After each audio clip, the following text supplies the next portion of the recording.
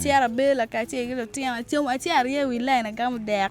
You joke and feel is a lame. I need to go and eat things mati Tiara canteen can. macron tiara ga tiara kwan.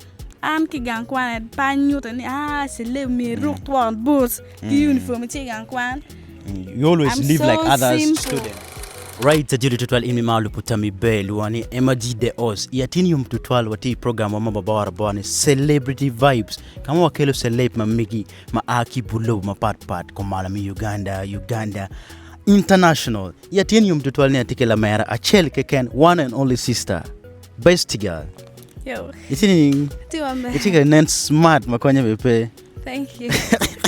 Man ngama designer ni. Okay, Anikuma. Your own designer. Yeah. Manyore ka wai be designing I be kara kuje. Eh? Kamano do. Mar to kani full interview mi na chero kere. Ayera be. Anyway, kera watch kere watiki Bestie Gyal, you know, she's the one that bodies now can female artist miko malimi Uganda. Kera watch kere one poll car or mi chance ki female artist miko malimi Uganda because they always downgrade them. But one chalo tami be pe wa mero gini yene. So Bestie Gyal, amita wa interacting kong jima chela rio dek kong malubu career mamigi because wabere na ano jimi ne po beru yod buru to was ever since started last year coming to the end and this year mutakane. Yeah. So Bestie Gyal kono bere nga ke komani. Who is Bestie Gyal? Kawachi Bestie Gyal. Okay, Bestie Gyal is the youngest female northern artist. So you're the youngest pa now. Yeah. And how do you feel like being young and money take care of your madam kuje? I feel so happy. Okay. Yeah. That's great. I even seen it. You're happy. So Bestie Gyal, we always like chalo bloggers and vloggers. We always be online. So karmo karangech manok wabirika wimilok mogoni. Kono you guys you have kwalo way kono but before twini tien wabirika kar minno ngato beda wachlo khene ano kwayo kija. So chalo in female artists. Machalo, they always this kind of words being a kumi and you are still raising. How do you feel? Kake wajo look in and you free nanoni and you make music industry futima large total.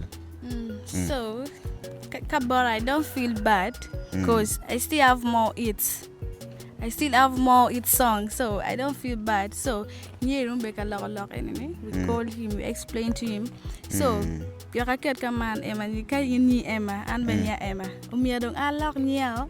So, No pelare. So, worker and paying, we explain to him. So, nyangbe. Yeah.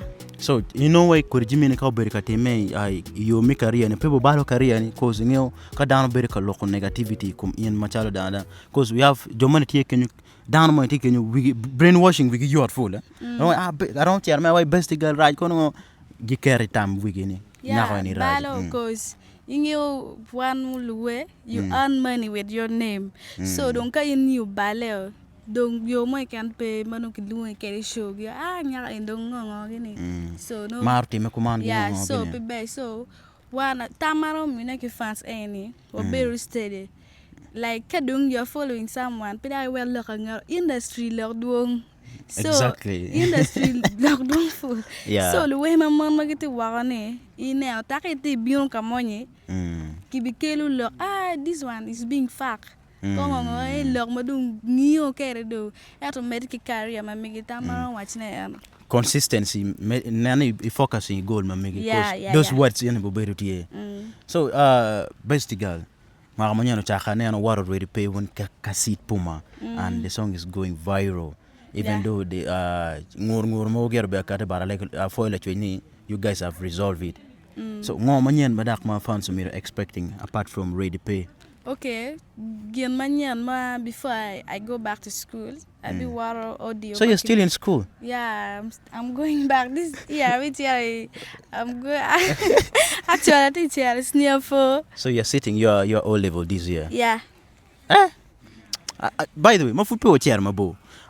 Cause na penye la penye mane bara bikaro la penye. So how do you feel being in the school? At the same time being in the music industry, is people colliding your dream? No. You Because my initial kwane. You kwan meet we be meet. So I can wait in a way benim. Kwan ke mer ki we be yabu vikara. Okay. Gine ginan yang cause kiti pe ngaro kwa okay in class at you my best food. Okay. I made a baking music cause last time class teacher was for I'm doing good. I'm balancing my best so yeah dama ti wa kenyu ke email way and fruity gang kwan romuti me as long as it be better steady kiti muji mario on pedo mara chile tanya chile So in balancing meaning better way at the same time no. kirete ne You think kwan ni you fear you atiki celeb and all those stuff. okay lo ti kwan an ki gang kwan pa nyuta ni celeb me rock one boots ki uniform ti gang kwan. You always I'm live so like other simple. students. It is simple. Tiara bela ka tiara tiara ye we line agam dek. You joke and feel it's a lib. I need to go and eat things mati canteen Tiara can. macron tiara ga kwa an lunch when tiara chama yang kwan mo can. You want also to feel the life school big Yeah. experience in it. So Karong it O level this year. You want to quit school focusing on music or you still want to go with your A level? Yeah, I'll still go. Okay. Chiri be balancing cause we are Charlie Chani. Boom you okay when Bestie Gyal butimo collabo ki area star fudari dream mi chero ka beru dakta no bela foni fu tira bu chope. Muchope. There's time for everything, Jawe. Enge wera waju kumeno yesterday bad ones were beru ki la way madaro bena chel man in the car floor wacha en gera ne kwano gene pharmacy but right now she's doing music again so I didn't know mogo gini rom time kum Bestie Gyal ko Po time. you will balance. Yes, cause I don't want to disappoint my parents. Yes. I love it. I love the way you don't want to disappoint your parents because of your career. But ang yun challenges berutie. You facing challenges di mo machaka mama no uchake? Okay, berutie madu inge ulwe mamon. Like I was the industry ni very blowing, you very down, man work down can industry mero so full. Pero matie loka sogi. So don't kira di natin in a laga don't tie. Kidong no promoters. They still want you to pay them. Ngogini work big and give come on. So but right now you feel like at least percentage more don't shortage. Yeah. So in my tiwa Kenya watiki Bestie Gyal Itami Bay TV akafu pay subscribing. Please subscribe so you should not miss any of our content. Subscribing Bestie Gyal YouTube channel bana. Ibinyo we manyanti ready pay. So Bestie Gyal.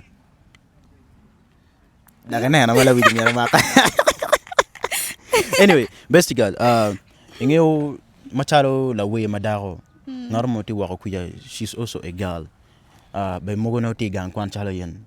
Tama ngo may miyo yere kamero joining music industry. Okay, tama mo wachi ni. In ngero I can me to wa me miyo we.